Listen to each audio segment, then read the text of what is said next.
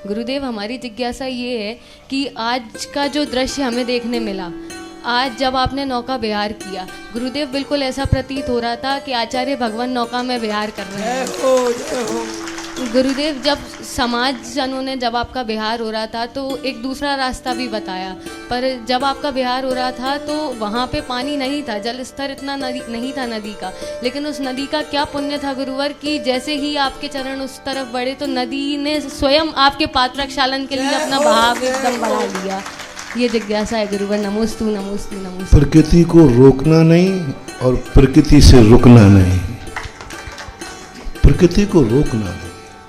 कल शाम को रात के 10 बजे तक हमारे पास निर्णय हुआ कि नदी में माँ छोटा पंजे तक पानी है, यानी आराम से आप निकल जाएंगे। रात के 12-2 बजे पानी बरसा। सुबह समाचार दिया गया कि घुटने तक पानी है, फिर कहा कमर तक पानी। अब ऐसी स्थिति में बढ़ता गया और हो सकता है ये सारी परिस्थितियां उसी नदी ने कराई हों। पहले ही से हमें बोल देते कि सिर के ऊपर पानी है, सिर से ऊपर पानी है, तो नियम से फिर चाहे कैसा भी होता हम लोग रास्ता कोई ना कोई चुन लेते हैं, बदल देते हैं, रुक जाते हैं। लेकिन जब होता है ऐसा कभी कभी, आज तो फिर भी पुल बन गए। चतुर्थ काल में तो साधु, अभी 50-100 साल पहले भी नदियों में पुल कहाँ होते थे। सब परिस्थितियाँ आती थी और उन परिस्थितियों के अनुसार इस प्रकार करना चाहते। ये ऐसी अप्रत्याशित, क्योंकि हम कूद तो सकते नहीं, तैर सकते नहीं, हालांकि तैरना आता है आता है, लेकिन चूंकि हमारी मर्यादा रहती है तो हम तैर भी नहीं सकते। और उसी स्थितियों में अब वो जो निमित्त बनता है उस निमित्त के अनुसार नौका का, यान का उल्लेख शास्त्रों में आया है। ऐसी परिस्थितियों में कई बार ऐसी स्थिति बन जाती है।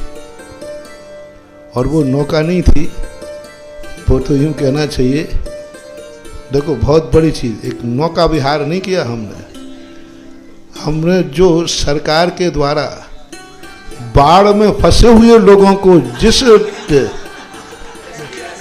वो जो ना उसको जो बोलते हो रेस्क्यू की जो भी होती है, हाँ, जो है वो नौका नहीं है, वो संकट मोचक साधन है। वो बनाया ही गया है इसलिए कि जब कोई आपत्ति आए, बाढ़ आ जाए, कोई आ जाए, उनको बचाने के लिए उसका प्रयोग किया जाता है। नौका तो घूमने के लिए भी प्रयोग किया जाता है, नौका विहार बोलते। लेकिन ये वो टायर थे, मैंने कि वो जब उन्होंने उतारा तो बोले अभी उसमें हवा भर रहे हैं। तो इससे सिद्ध हो गया कि ये नौका नहीं, ये तो एक संकट मोचक के लिए, आपातकाल के लिए उस ट्यूब आदि में हवा भर करके और फिर उससे पार उठाते हैं।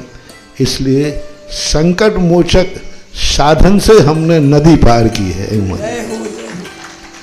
क्योंकि इतनी बड़ी रिस्क हम लोग नहीं ले सकते, क्योंकि यदि मेरा पैर फिसल गया तो हम कुछ नहीं कहेंगे, हम सीधे नदी के साथ बहते चले जाएंगे।